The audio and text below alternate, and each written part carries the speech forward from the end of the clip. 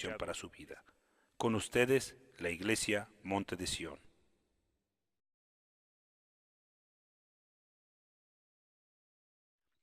Bienvenidos a Radio Visión Celestial Internacional. El día de hoy le tenemos un mensaje que esperamos sea de gran bendición para su vida. Con ustedes, la Iglesia Monte de Sión.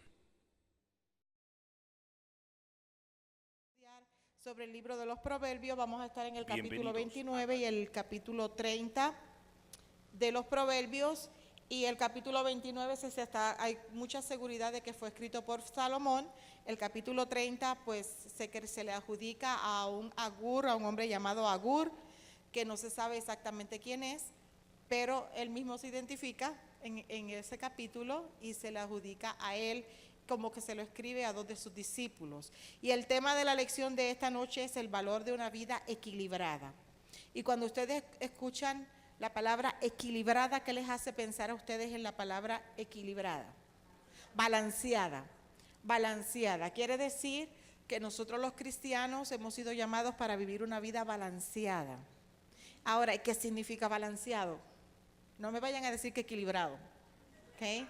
Porque nos vamos a quedar toda la noche en esa. ¿Qué significa balanceado? Ni muy, ni tan, a nivel, dice aquel carpintero, ni aquel usa el nivel para poner las cosas y la burbujita tiene que estar ahí bien firme, eso es balanceado. Cuando se va a poner, yo necesito ese nivel cada vez que voy a poner un cuadro, porque mi condición de la vista me hace ver las cosas derechas y cuando me alejo todo está así. Porque tengo astigmatismo en la córnea y entonces las líneas nunca las veo como deben estar.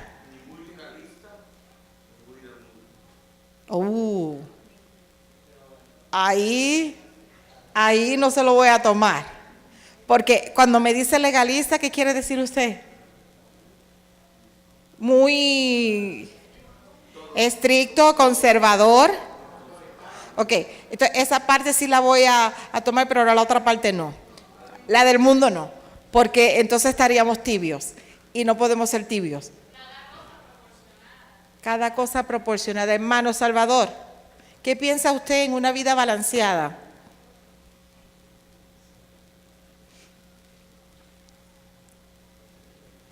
Que esté equilibrado, volvemos otra vez a la palabra original, hermano Rafael. Una vida sometida a Dios. A ver, hermano Oscar. Que cada componente de la vida de la persona está en el nivel adecuado. Amén. Ajá. Que todos los niveles de la vida de la persona están en el nivel adecuado. Exactamente a eso se refiere la clase de hoy. Dice, para Dios es agradable una vida equilibrada y balanceada, pues equivale a una vida feliz, en armonía y plenitud. Nosotros los seres humanos somos un ser bastante complicado, porque no somos solamente físicos, sino que somos un ser espiritual, somos un ser emocional y tenemos moral. O sea, todas esas cosas tienen que estar balanceadas, no nos podemos ir para un lado. Usted no puede ser tan espiritual que usted deje de trabajar, porque entonces ¿de qué va a comer? ¿De qué va a vivir? Ahora, no puede ser tan material que va a trabajar y va a descuidar la vida espiritual. Amén. Amén. Tiene que haber un balance y no podemos descuidar ninguna de las áreas de nuestra vida. Amén. Cuando nos desbalanceamos, las cosas no funcionan bien. No funcionan bien, amén. La vida tiene una serie de facetas que debemos que atender simultáneamente a la misma vez para mantener el equilibrio y no tener descompensaciones que pueden afectar de una manera a otra nuestra vida. Ese es el problema a veces de nosotros. Y decimos, ¿por qué me está pasando esto? Y es porque hemos descuidado una de las áreas importantes. Por ejemplo, si el Señor a usted lo llama a servirle en algún ministerio, sea el que fuere, usted va a atender el ministerio que Dios le ha dado, pero usted no puede descuidar su casa. Usted tiene que seguir cuidando de su esposo, de su esposa, de sus hijos. Amén. ¿Me entendió? Tenemos que vivir una vida balanceada para que no se nos vaya a descomponer alguna de las áreas. Porque cuando una de las áreas se descompone, se afecta al ser entero. Cuando se afecta la parte emocional, la parte espiritual al fin y al cabo se va a afectar. Y cuando la parte espiritual se afecta, lo físico comienza a reflejarse, por lo tanto también lo material se va a descuidar. O sea, es una cadena. Por eso el Señor en esta noche nos va a hablar a todos. A todos nos va a hablar, amén. La parte profesional, recreacional, social, mental, espiritual, intelectual y física, hay que cuidarla. Amén. Muchos pastores se enferman muy jóvenes porque descuidan dos partes de estas, que es la parte recreacional y la parte emocional. Se desbalancean porque piensan que pecan si sacan unos momentos para relajarse. ¿Sí, verdad, Frances? O sea, se nos crea la imagen de que si usted saca momentos para usted, le está faltando a Dios. Pero hoy vamos a aprender que eso no es así. Amén.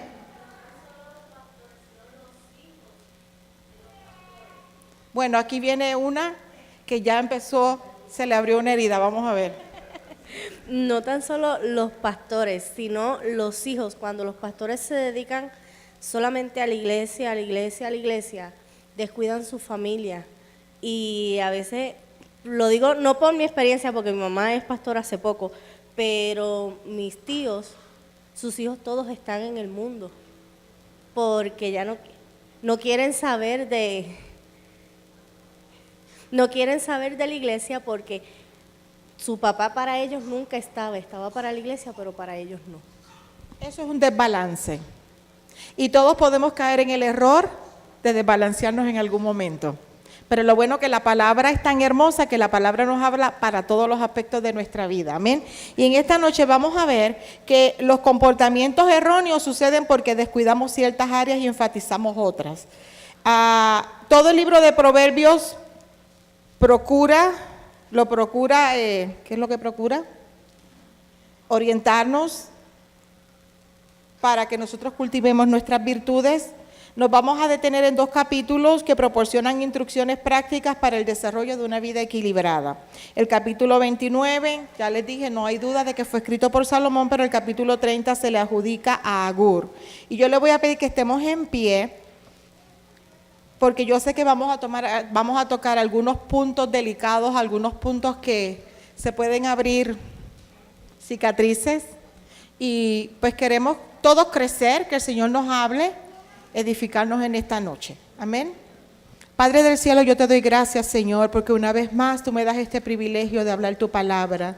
Yo te pido que en esta noche tú hables a nuestras vidas. Tú conoces, Señor, cómo está nuestro corazón, cómo está nuestra mente en esta hora, Señor. Pero tú no nos dejas, tú nos conoces y tú nos das las fuerzas que necesitamos para seguir adelante. Yo te pido que tu Espíritu Santo esté en este lugar, controlando esta clase, Señor, que todo sea conforme a tu deseo, Señor, y que podamos hablar en comunión y en perfecta voluntad tuya. En el nombre de Jesús, amén. Voy a pedirle que abran su Biblia en el capítulo 29 y el capítulo 30. Lo tengan, se pueden sentar, y vamos a empezar en el capítulo 29. No vamos a ver todo el capítulo, sino que vamos a empezar en el verso 20 al 24.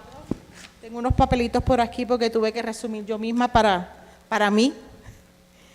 Equilibrio en el temperamento. Ustedes saben, cuando nosotros nacemos, y si no lo saben yo se lo voy a decir, hay unas cosas en nuestra vida que las heredamos, que vienen en nuestros genes, y hay otras cosas que son aprendidas. ¿Ok? Y lamentablemente o afortunadamente, como usted lo quiera ver, el temperamento es una de esas cosas que es hereditario, viene en nuestros genes. Nosotros nacemos con unas características de ciertos temperamentos. Amén. Y vamos a ver un equilibrio en el temperamento. Y usted me va a decir qué será eso. Vamos a leer del verso 20 al 24. ¿Alguien lo puede leer rapidito? Versos 20 al 24 del capítulo 29 de Proverbios. Hermano Víctor.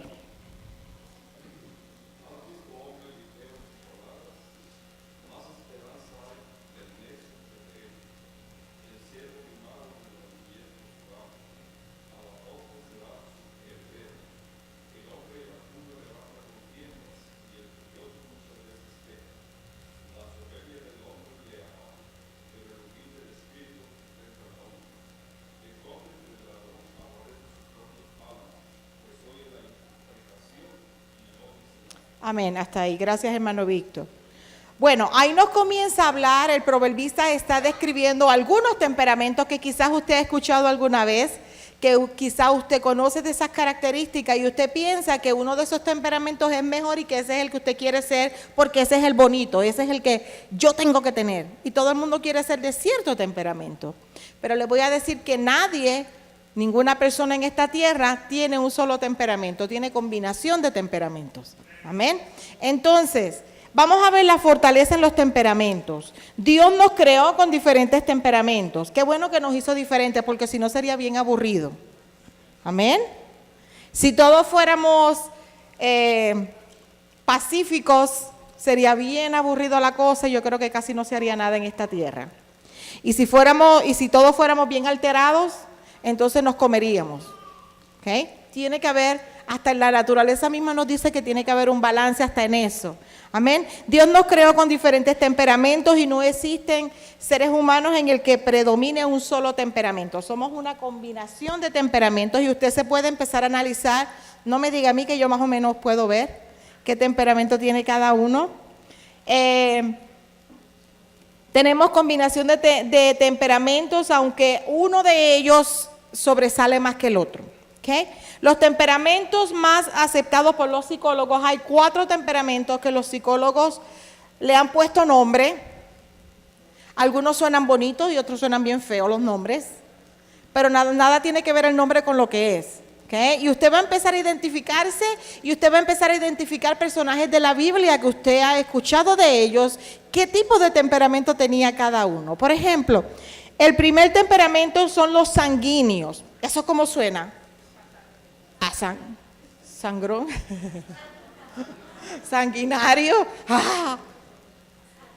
sanguíneo, los primeros son los sanguíneos, y los sanguíneos son esas personas que son eufóricas.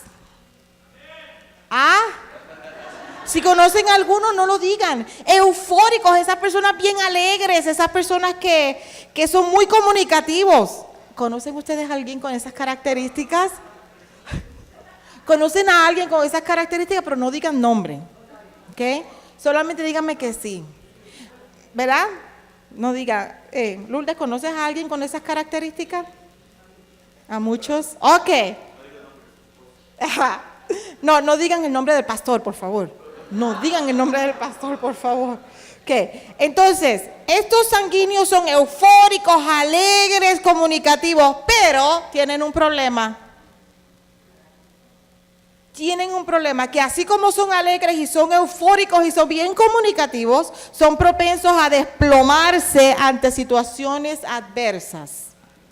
Lo que quiere decir que así como suben, de esa misma forma, bajan. ¿Ok? Se desploman. ¿Ok? Entonces, ese es el primer temperamento. El otro temperamento que también suena un poquito feo es el colérico. Tampoco digan si conocen a alguien con ese temperamento. Los coléricos, el colérico, ¿a qué suena colérico? ¿A qué? A un volcán, dice Solimar. ¿A qué les suena a ustedes esa palabra de colérico? Enojado, dice Lourdes. Eufórico, como cólera. Como cólera. Como una epidemia, dice que es una epidemia, dice este. Fíjense que el que tiene, hermano Rafael, cuando usted oye colérico, ¿qué piensa? Sale corriendo si dicen, allá hay un colérico, el hermano sale corriendo. Cuarentena. Hermano Raúl, ¿qué piensa usted? ¿Qué viene a su mente cuando escucha la palabra colérico? Y yo les voy a decir lo que es el colérico. Les dije que los nombres como que a veces son un poco extraños. El colérico son las personas que son fuertes, valientes. ¿Quién quiere ser colérico ahora? Son las personas que son fuertes, valientes, ¿verdad? ¿Nadie es colérico? ¿No hay ningún hombre colérico aquí? ¿No hay ninguno? ¿Qué? Esa es la parte positiva, ¿ok? Pero tienen el problema de que se vuelven explosivos e iracundos, capaces de hacer atrocidades en un momento de esos. Esto es un volcán, como dijo Solimar. Eso es lo que la lava sube hasta tiene que salir. Tiene que salir, ¿ok? Esos son los coléricos. Tienen la parte de que son fuertes, valientes, pero está la otra parte que son muy explosivos. ¿Conocen un personaje de la Biblia que era así? Para no hablar de nadie del presente. Pedro. Nuestro hermano Pedro era un hombre totalmente colérico.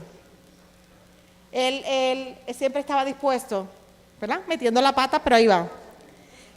Entonces, otro tipo de comportamiento, y a lo mejor el nombre a usted no le suena muy bonito, son los melancólicos.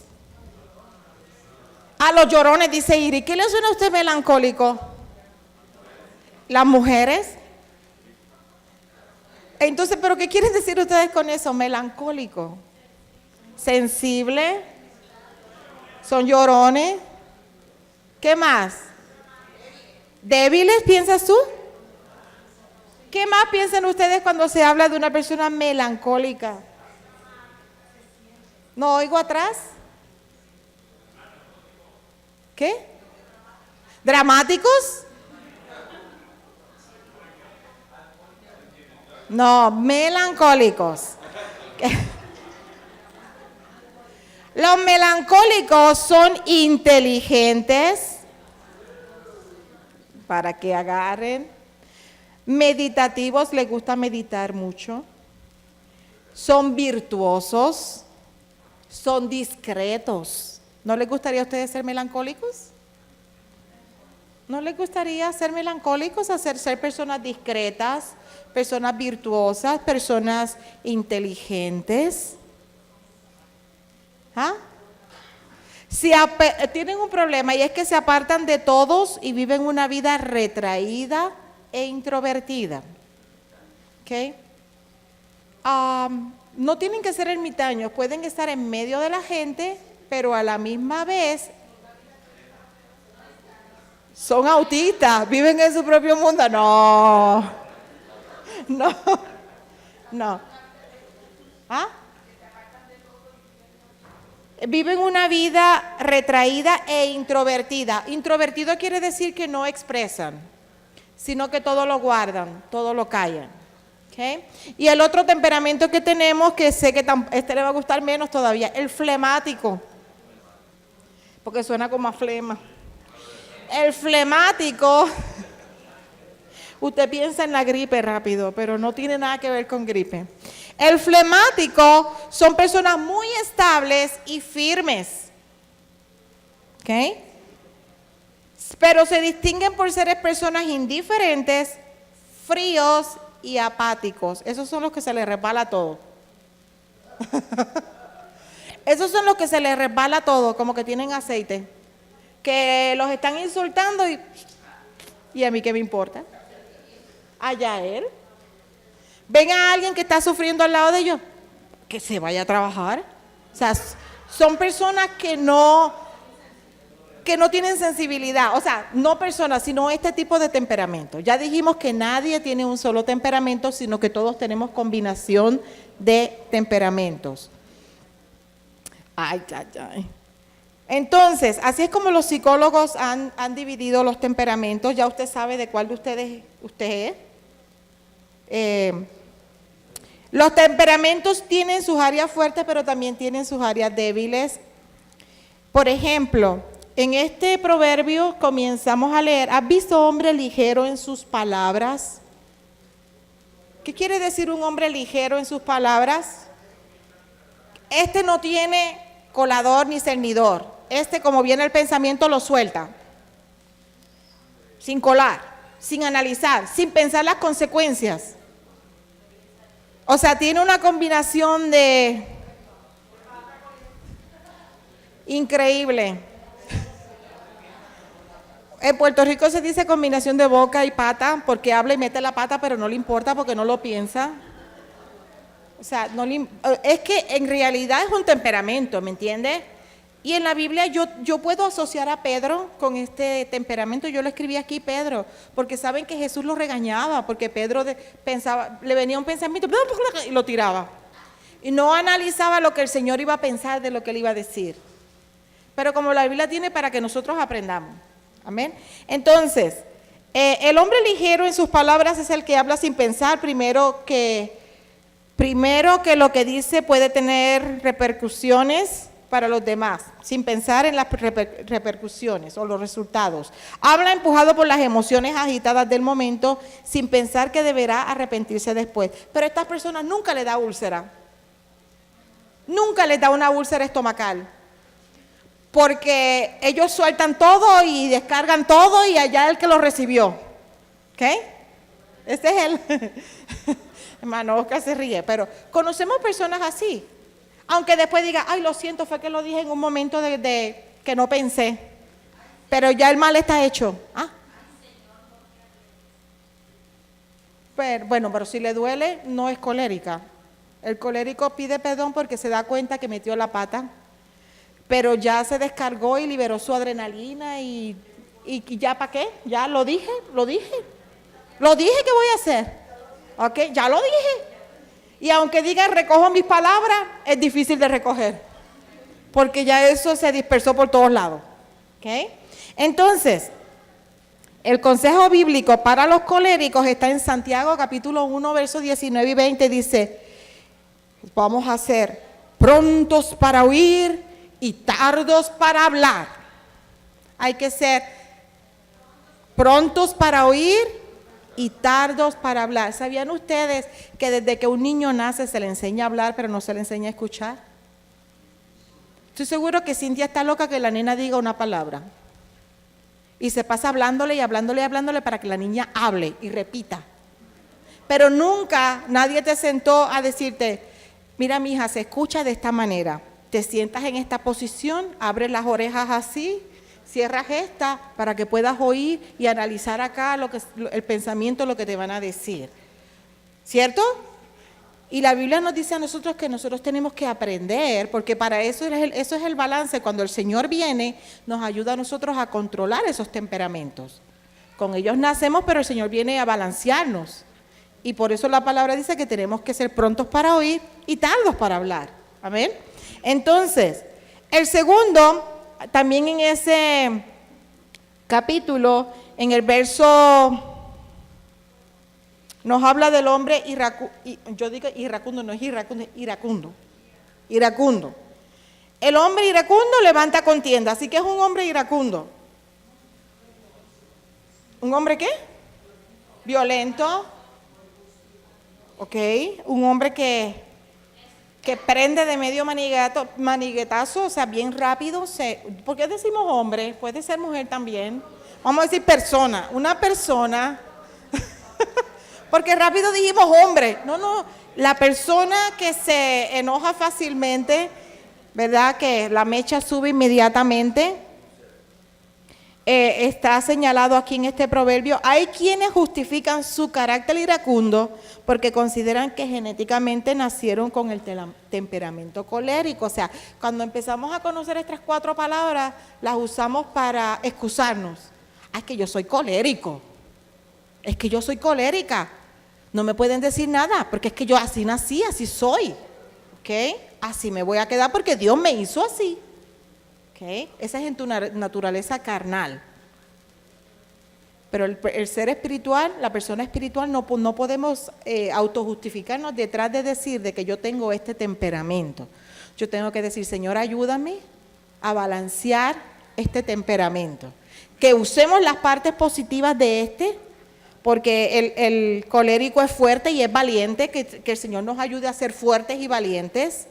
Para eso viene el Espíritu Santo, para hacernos valientes a nosotros, a los que quizás son flemáticos o melancólicos, que necesitan un poquito de cólera para que se muevan, para que caminen, ¿verdad? Porque si no, se quedan patinando. ¿Okay? Entonces, no es para usarlo para excusa. Entonces, el hombre, la Biblia dice en Juan 14:27 y en Santiago 1:19, que el hombre debe ser tardo para airarse. Debemos ser lo contrario a lo que dice el proverbio, porque la ira del hombre no obra la justicia de Dios. Cuando usted tiene ira, usted pierde el balance de sus emociones.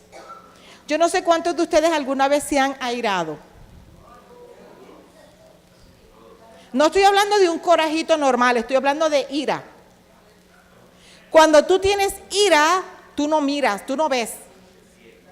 Te ciegas.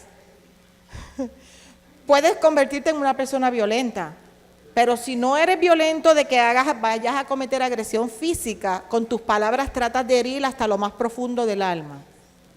¿Okay? Porque esa es tu intención con la ira, es ofender y es que le duela a la otra persona. Eso es cuando dejamos que la ira se apodere de nosotros. Y Pablo nos dice que no se ponga el sol sobre nuestro enojo, ¿ven? Porque eso nos consume, eso nos carcome por dentro, eso va dejando huellas muy profundas en nosotros, amén. Entonces, el Espíritu Santo puede tomar control sobre nuestro innato temperamento y tenemos que orar por eso. Si usted reconoce que usted tiene uno de estas virtudes o faltas, hay que orar al Señor que nos ayude a balancearlo, que nos ayude a controlarlo. Finalmente, no hay más fuerte reprensión en la Biblia que cuando se habla de la soberbia. Y el verso 23 dice, la soberbia del hombre le abate. ¿Y qué es soberbia? Orgullo, ¿qué más? ¿Qué es soberbia? Es arrogancia, es orgullo, ¿qué más? Altivez, ¿qué más? ¿Qué más es soberbia? Prepotencia. Okay. Una persona soberbia es una persona petulante, insolente, altiva, vanidosa. Mientras más alto asciende el soberbio, ¿qué pasa?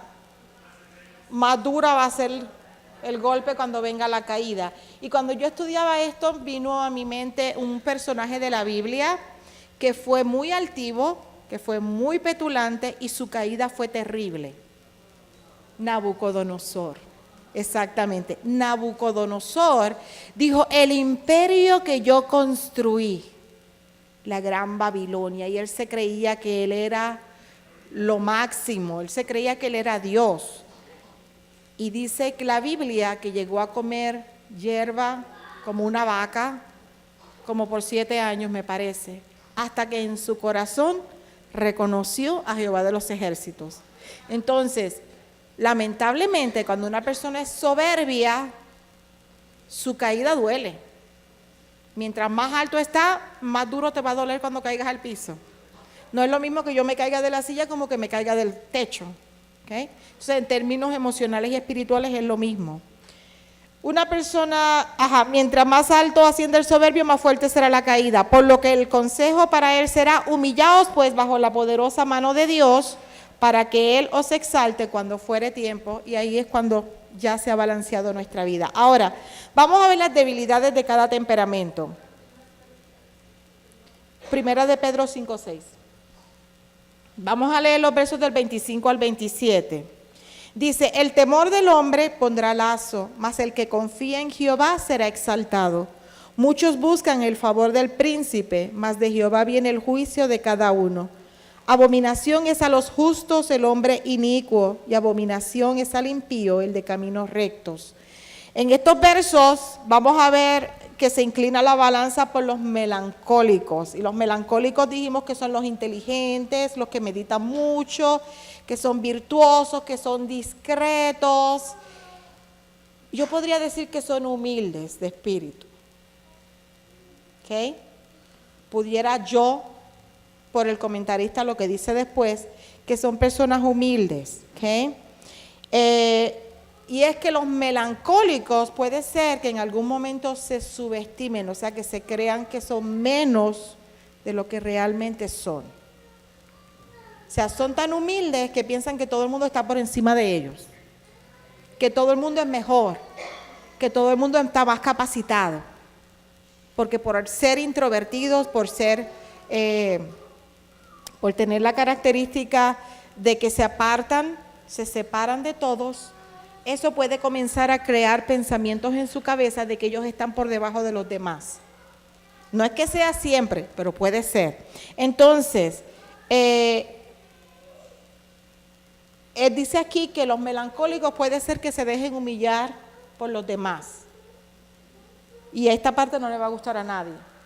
¿Okay? Por el otro lado, los hijos de Dios no deben degradarse ni subestimarse ante los demás. Romanos, Pablo nos dice que nadie debe tener más alto concepto de sí que el que debe tener, pero dice, sino que debe pensar de sí mismo con cordura. Tú no eres mejor que nadie, pero tampoco eres peor que nadie. Amén. Tú eres un hijo de Dios. Amén. Y ser humilde no significa permitir que todos te maltraten. Amén. No es permitir que te pisoteen pensando que tú no tienes capacidades, porque tú eres el hijo de un rey. ¿Sí, hermano Raúl? Entonces la soberbia entraría en cuál de los caracteres ¿Los coléricos, dice usted? Son los coléricos. La soberbia es parte de los coléricos. Porque son fuertes, valientes, explosivos, no se dejan de nadie. ¿Ok? No se dejan de nadie. Ahora, contrariamente a los coléricos y a los violentos, ve que son los contrarios, vimos ya los coléricos, ahora estamos viendo los melancólicos, los pasivos, los tranquilos, los sentimentales, los llorones, los dramáticos, como dijeron ustedes. Pero los melancólicos tienden a honrar a Dios porque saben reconocer el lugar de Dios y el lugar que ellos tienen. Eso es algo positivo de los melancólicos. Se les hace más fácil humillarse delante de la presencia de Dios. Un colérico se le hace más difícil. ¿Ok? Los melancólicos tienden a honrar a Dios y a sus semejantes con sus palabras, a actuar con humildad y son bendecidos con toda clase de bien. Los inicuos y los impíos no nos deben amedrentar. ¿Ok? Son más débiles de lo que parecen. Ellos también padecen temor. El temor del hombre pondrá lazo. Ellos mismos caerán en su propia trampa y tropezarán. No hay que temer a los que tratan de humillarnos. O sea, usted nunca demuestre miedo. ¿Ok? El que está con nosotros es mayor que el que está en contra de nosotros. Amén. Las palabras desenfrenadas y los gestos iracundos, iracundos solamente pueden ser una máscara para ocultar el temor. Esto es lo que hacen los bullies. La gente que comete bullying, que abusa emocionalmente de otra persona, cuando alguien trata de abusar de palabras de alguien y burlarse de otro, es porque está lleno de temores, de complejos. Él también ha sido víctima de algún tipo de agresión, pero como no sabe cómo expresarlo, se lo desquita con uno que lo considera más débil, con un melancólico. ¿Okay? Entonces, es como una careta que se usa. Pero allá adentro, en lo bien adentro, en el interior, hay temor. Hay temor. Amén. Porque no se ataca a nadie que tú no le tengas miedo. Se ataca al que se le tiene miedo. ¿Okay? A veces nos dejamos atemorizar. El consejo es confiar en Jehová para que Él nos exalte cuando fuere tiempo. Muchos cristianos están esperando que alguien, un abogado por ejemplo, acuda a ellos para defenderlos ante el acoso, la extorsión, persecución, acusación. Pero de Jehová viene el juicio de cada uno. Debemos permanecer en el Señor para mostrarnos siempre optimistas, agradables y pacíficos, bondadosos, pues Él nos da fe y fortaleza para triunfar. Cuando estamos empoderados por el Espíritu Santo, tenemos vida abundante y victoria, y nuestra vida tomará el equilibrio que requiere. Es ahí porque personas que son melancólicas, que siempre han estado apartadas, personas que son muy calladas, cuando son llenas del Espíritu Santo, uno se asombra de luego ver cómo es que Dios las puede usar. Cómo es que se atreven a pararse al frente, cómo se atreven a predicar, cómo se atreven a ministrar, cómo viene esa autoridad, porque viene el Señor para balancear ese carácter. Amén. ¿Estamos? ¿Entendemos? ¿Qué? Ahora, tenemos que tener balance en nuestro temperamento, pero también debemos tener balance en el conocimiento. Y ahora vamos al capítulo 30, verso 1 al 4. Alguien que lo lea bien alto para que se escuche por el micrófono. Vamos a hablar sobre equilibrio en el conocimiento. Verso 1 al 4 de Proverbios 30.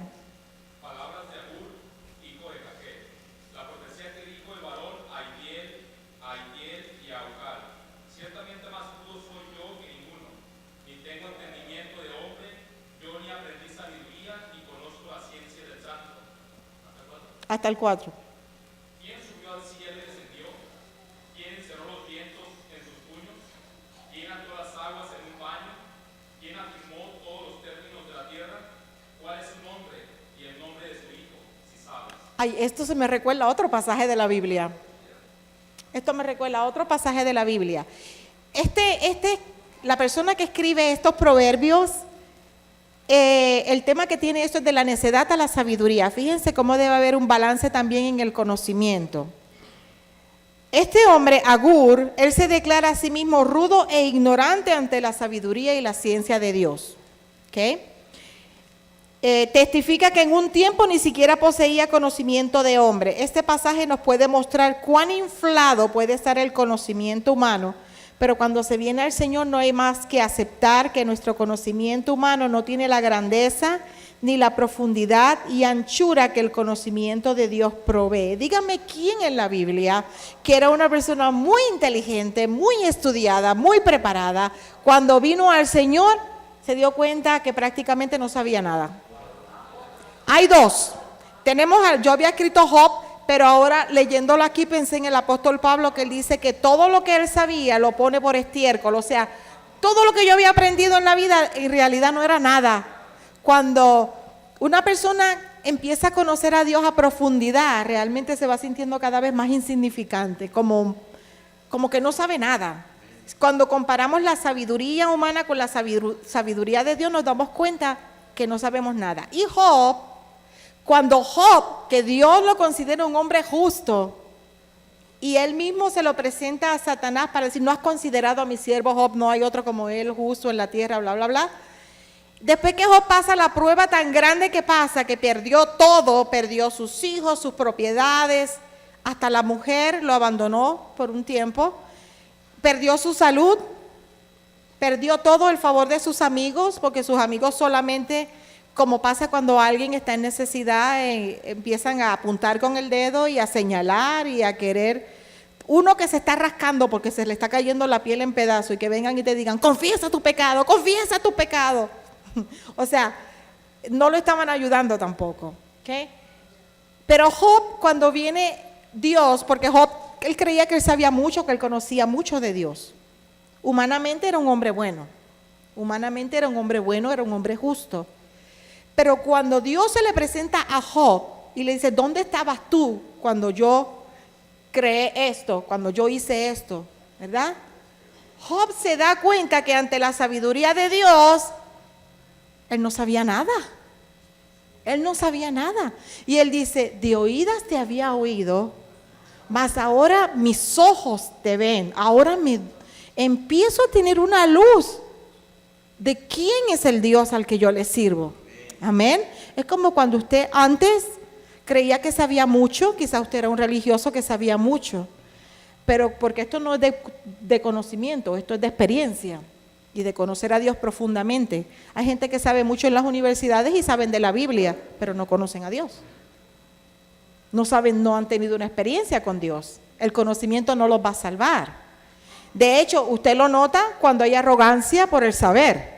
Cuando una persona es arrogante por lo que sabe, pues está muy lejos de lo que dice aquí. Porque cuando tú sabes mucho, mientras más tú conoces a Dios, te das cuenta que no sabes nada. Que delante de Dios realmente nuestro conocimiento es una cosa microscópica. Amén. Entonces el escritor de este proverbio, él era una persona inteligente, sabia, pero delante de Dios, él dice, yo no sé nada. Yo realmente yo no sé nada. ¿Ok? Entonces, este conocimiento divino tan inescrutable se muestra en el versículo 4. Después que él dice, realmente yo no sé nada, en el verso 4, él empieza a hacer unas preguntas. ¿Quién subió al cielo y descendió? No le recuerda a Job.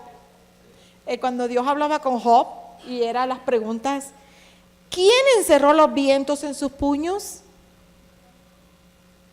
¿Ven? ¿Quién ató las aguas en un paño? O sea, allá Dios le dice a Job, tú estabas cuando yo le puse al mar, le dije detente y hasta aquí llegará el orgullo de tus olas. Así le dice Dios a Job. Amén. Dice, ¿Quién afirmó todos los términos de la tierra? ¿Cuál es su nombre? Y el nombre de su hijo, si sabes. O sea, hay unas preguntas muy profundas ahí que se hace el escritor de este proverbio. Son preguntas sin respuesta que muestran esos misterios de la ciencia del santo, a las que se refirió en el versículo anterior. Son incontestables estas profundas interrogaciones, pero exalta la sublimidad de Dios ante la aquí dice finitud, yo diría nuestra mente finita, para hacerlo más fácil. Dios es conocible, pero también es incomprensiblemente grande. Nosotros alcanzaremos a conocer a Dios completamente cuando estemos con Él. Mientras estemos en nuestra mente finita y carnal, nunca vamos a entender su amor, nunca vamos a entender su misericordia, porque nosotros como seres humanos nos gusta acusar. Es que esto no tiene sentido, Iris, no tiene sentido. Bueno, para ti no tiene, pero para Dios sí tiene, porque Dios ve más allá de lo que yo puedo ver. ¿Por qué Dios lo perdona? ¿Por qué Dios puede usar a esa persona? ¿Por qué Dios usa a una persona que viene de tan bajo mundo? Porque el amor de Dios nosotros no lo alcanzamos a comprender. Porque nosotros no damos nada sin esperar algo a cambio. Pero Dios, su amor es incondicional. Amén. Y su sacrificio es para todos los seres humanos. No importa cuán bajo hayamos caído. Amén. Entonces, lo que nos queda es la perplejidad, porque solamente podemos llegar a la orilla del inmenso océano del saber. Conocemos un poquito. Nadie puede decir que conoce muchísimo, sino conocemos un poquito. Basta ver la vastedad del universo para darnos cuenta que describió su grandeza con grandes rasgos, y al voltear la vista a las Escrituras nos sorprendemos de su capacidad para hacerse conocer de una manera tal que aún pareciendo simple se nos hace tan impenetrable. O sea, usted mira el universo tan complejo que es, fue creado por Dios, y la palabra de Dios es tan simple y a la misma vez tan profunda. Amén. Tiene una profundidad increíble. Solo aquellos que nunca han abierto las páginas de la Biblia ni se han comunicado con el autor de ella pueden permanecer ignorantes y soberbios. La palabra de Dios es transformadora. Amén. Vamos a leer del versos 5 y 6. ¿Alguien que lo lea, porfa? Rapidito, no peleen por leer. No peleen. 5 y 6. Ve, el hermano les gana porque ustedes pelean mucho. Ajá. Toda palabra de Dios es limpia. Él es escudo a los que en él esperan. No añadas a sus palabras para que no te reprendan y seas hallado mentiroso. Amén. La palabra de Dios es transformadora. Dios se ha revelado al hombre de diferentes maneras. La manera más simple que Dios se nos ha revelado es a través de su creación. Amén. También el Señor ha querido revelarse en forma escrita. El encuentro del hombre con la revelación puede transformar la vida de cualquier hombre, por más ignorante y ajeno sea el conocimiento divino. Toda palabra de Dios es limpia y el encuentro con ella hace que nuestra vida sea purificada. O sea, primero hablamos del que sabía mucho y se encuentra con Dios y se da cuenta que no sabe nada. Pero también hay personas que no tienen mucho conocimiento, pero que al encontrarse con Dios reciben una sabiduría increíble. Amén. Entonces, toda palabra de Dios es limpia y el encuentro con ella hace que nuestra vida sea purificada. Además de ser pura, la palabra de Dios es completa o suficiente. No necesita que nosotros le añadamos nada. ¿Ok? Usted no tiene que añadirle a lo que ya Dios dijo. ¿Ok? No añadas a sus palabras para que no te reprenda y seas hallado mentiroso. ¿Escucharon? Querer completar, corregir o introducir nuestra sabiduría puede ser nefasto para nuestra reputación personal, pues nos tacharán de mentirosos o nos sentiremos señalados. Dice la Biblia en Apocalipsis 22, versos 18 y 19. Si alguno añadiere a estas cosas, Dios traerá sobre él las plagas que están escritas en este libro. Y si alguno quitare de las palabras del libro de esta profecía, Dios quitará su parte del libro de la vida y de la santa ciudad y de las cosas que están escritas en este libro. O sea, usted no le pide al Señor una revelación nueva. 22, 18 y 19. Usted crea lo que está escrito en la palabra de Dios. Usted no necesita pensar, es que a lo mejor Dios me va a dar un mensaje que no está en la Biblia.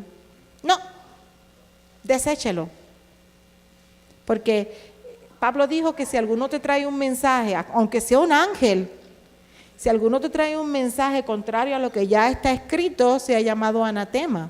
Y a nuestro alrededor tenemos testimonio de una revelación supuestamente recibida por un ángel y es un espíritu de error y tiene a millones y millones de personas en un espíritu de error. Amén. Porque se han salido de lo que la Biblia dice. Yo no tengo que buscar otra cosa que lo que la palabra me dice.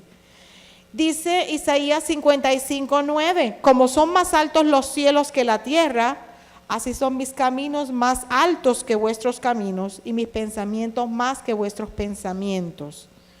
Un evangelista dijo, y esto lo debemos hacer parte nuestra, para que no nos vayamos a enorgullecer, es la palabra de Dios y no nuestro comentario lo que salva al pecador. ¿Okay? No es lo que yo pueda interpretar, es la palabra de Dios la que tiene poder. Amén. Y esa es la que no va a regresar vacía, atrás vacía, sino que va a cumplir el propósito para el cual fue dejada. ¿Ven? Usted con recitar la palabra de Dios, usted está predicando. Amén. Nosotros nos visitó hace muchos años en la iglesia de los bautistas, un pastor, era evangelista en ese entonces, el hermano Cedeño, dominicano, y él, cuando le dan el tiempo para predicar, yo siempre me abría la boca, me embobaba, porque este hombre empezaba, su saludo era un capítulo completo de la Biblia recitado.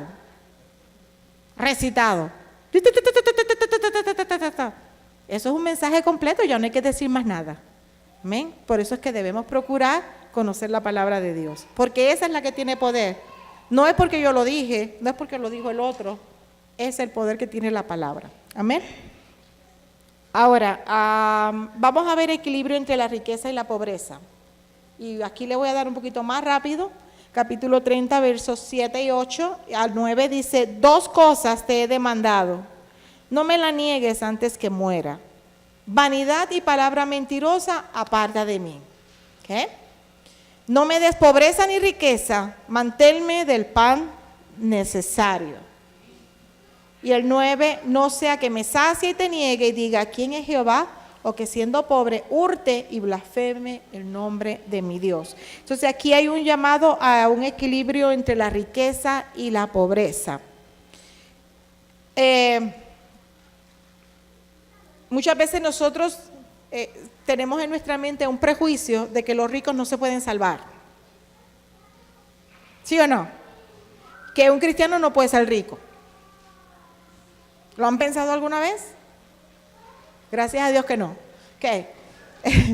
Gracias a Dios que no. Claro, en una ocasión Jesús dijo que era más difícil que se salvara un rico que un camello pasara por el hueco de la aguja. Pero eso no quiere decir que los ricos no se pueden salvar. También Jesús murió por los ricos. Amén. Y los cristianos pueden ser ricos también si el Señor los bendice y ellos tienen una vida balanceada y no se van para un lado o para el otro, mantienen su vida balanceada y al Señor le place hacerlos ricos, millonarios. Qué bueno, que el Señor los bendiga. Amén. Amén. Entonces, el extremo de la riqueza. El proverbista nos hace pensar que la carencia o la sobreabundancia de bienes pueden llevarnos a la negación o a la blasfemia de Dios. El tener mucho o el tener muy poco puede hacer que un ser humano se rebele contra Dios, que niegue a Dios. ¿Okay? Y él le pide a Dios que lo mantenga del pan necesario. No sea que caigamos en estos errores si somos ricos. Número 1, el engreimiento. Pensar, valorar a las personas por lo que tienen y no por lo que son. Oh, ese tiene una mansión, esa persona sí es importante. Y más abajo vive uno que vive en una trailita. Ahí vive uno, ¿qué tal?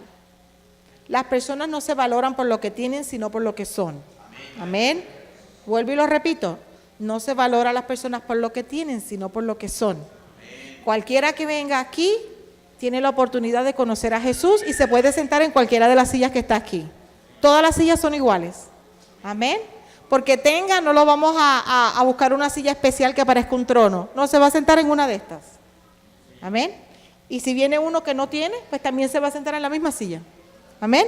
Entonces, la falsedad, crear un mundo de mentiras que para ganar dinero fácil, los ricos a veces son capaces de recurrir a la extorsión, al engaño, la alteración de precios, la violencia. Otro error, la negación de Dios, pensar que las riquezas las han adquirido por sus fuerzas y que ya no necesitan a Dios. ¿Amén? La arrogancia delante de Dios, el falso estado de prosperidad hace que la persona crea que tiene la razón en todo. ¿No han visto a Donald Trump cómo habla? Porque él no necesita de nadie. Él mismo se está pagando su campaña. Es un hombre multimillonario. Él cabe dentro de que, bueno, me están oyendo por la radio, lo siento, por mencionar nombre y apellido. Entonces, él cae dentro de esta definición porque él piensa que como él tiene dinero y se está pagando la campaña, él puede ofender a quien él quiera, como él quiera, en el momento que él desee, él puede ofender, él puede tirar, él puede decir, porque él no depende de nadie económicamente. Pero lo que no saben las personas como él es que un día tendrán que darle cuenta a Dios por cada palabra que han dicho. Por cada persona que han herido, un día van a tener que dar cuentas a Dios. Y ahí el dinero no le va a valer para nada. Y si llega a la presidencia, tampoco el título le va a servir. Que espero yo en Dios que no llegue. Pero eso tampoco le va a servir para nada. Entonces, eso es uno de los errores de las personas que tienen mucho dinero, que creen que pueden controlar a los que no tienen. Amén.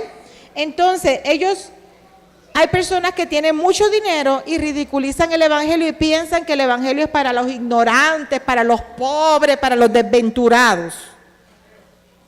Amén.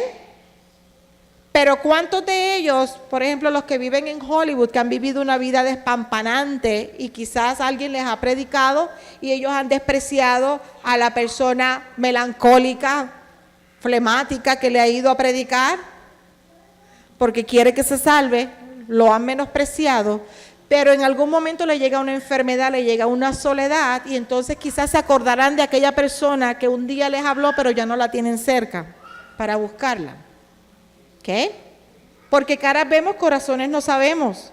Ellos se presentan con una cara de felicidad, pero el corazón está vacío sin Dios, hermano Víctor. Ajá. Ah, sí, exactamente. Dígame, pues.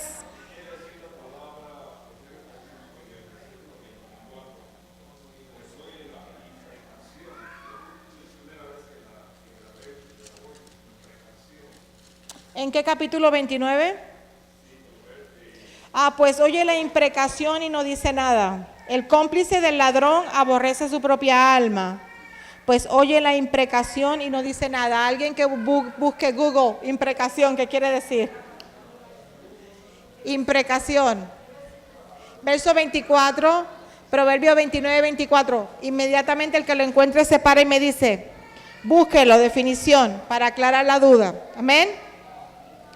Entonces vamos a seguir. Consecuencias de la pobreza. Porque ya vimos las consecuencias de tener mucha riqueza. Pero ¿qué pasa con el que no tiene nada? A veces pensamos que el orgulloso es el rico. Pero ¿no saben ustedes que hay pobres que son más orgullosos que un rico? ¿Sabían ustedes que hay pobres que no les gusta que se les ayude porque su orgullo no les permite aceptar ayuda? Amén. La persona pobre puede incurrir también en agravios hacia Dios y sus semejantes. Más que ser humildes y sencillos, se llenan de un orgullo irracional, de prepotencia ante quienes le tienden la mano, y su resentimiento le lleva a tener malas relaciones humanas con la fuente de trabajo y de provisión. Por ejemplo, alguien le va a ayudar y piensa que le están dando una limosna y humillan al que le está tratando de ayudar. Yo no necesito tu limosna.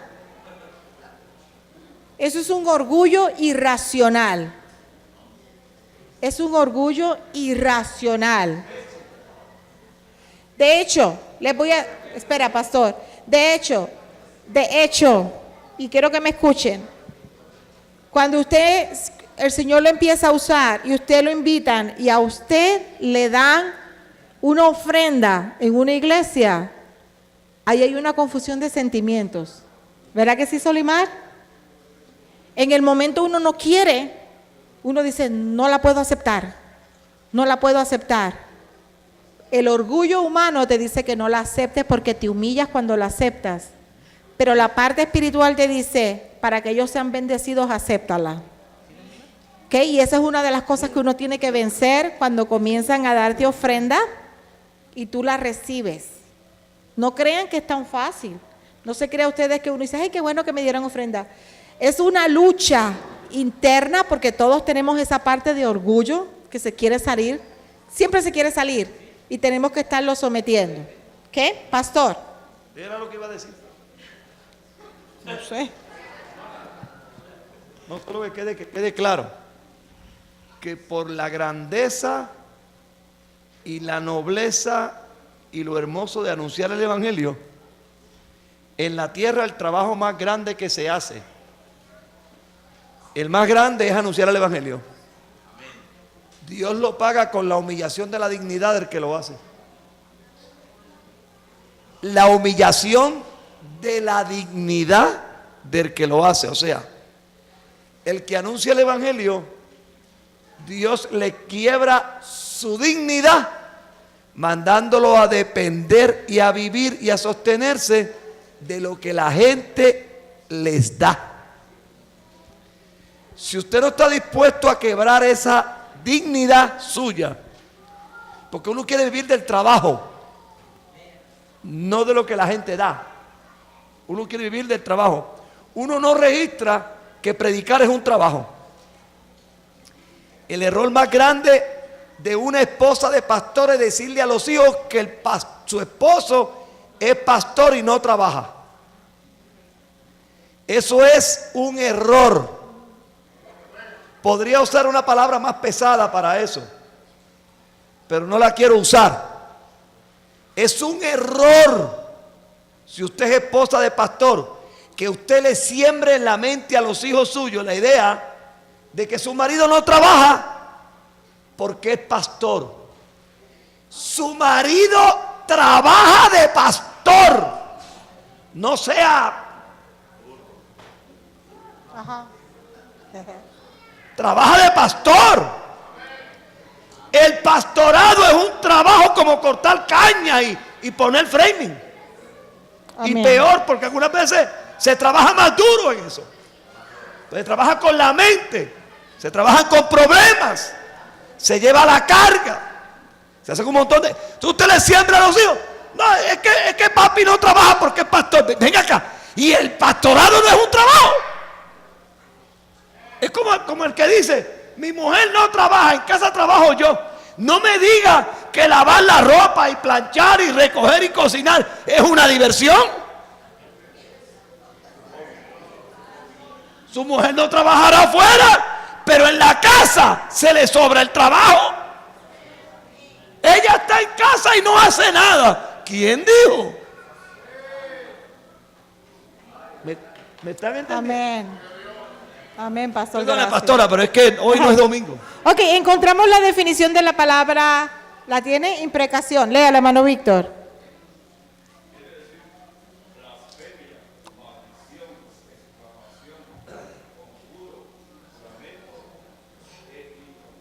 Wow.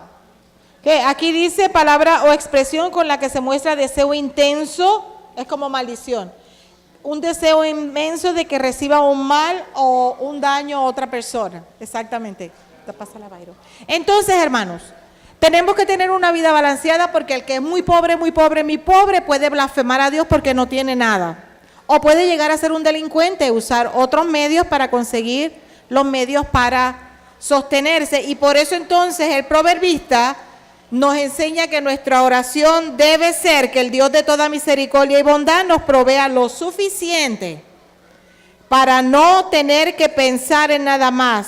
Solo hay paz cuando cada uno tiene bienestar. Amén. No tener mucho para no negar a Dios y pensar que no lo necesitamos, pero no tener tan poco como para empezar a dudar de su poder. Amén. Sino que por lo menos una tortillita con frijoles el Señor nos provea todos los días y mucha agua. Amén. Así que tiene que haber un balance en nuestra vida, ni para acá ni para allá, sino que tiene que estar a nivel. Amén. El Señor nos ayude, el Señor nos guarde. Dios les bendiga. Amén. Dios les guarde, pastor. Mañana los niños van a Spanish Fork. Hermano, yo Síganos necesito... sintonizando y no le cambie a Radio Visión Celestial Internacional.